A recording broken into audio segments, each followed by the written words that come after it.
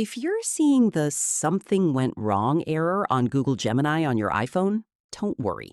This is actually a common issue, and you can fix it in just a few minutes. First, make sure your internet connection is stable. Switch between Wi-Fi and mobile data to check if Gemini starts working properly.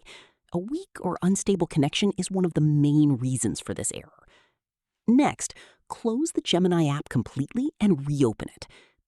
Sometimes the app just glitches in the background and a fresh restart fixes it instantly.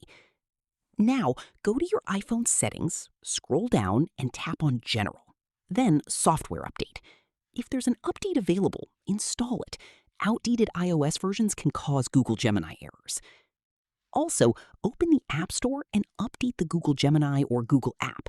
Using an older version can trigger this something went wrong message. If it still doesn't work, go to Settings, tap on General, then tap on iPhone Storage. Find the app and clear cached data by offloading the app, then reinstall it. Finally, if nothing works, just wait a few minutes and try again. Sometimes Google servers face temporary issues. And yeah, after trying these steps, your Google Gemini should start working normally again without showing the error.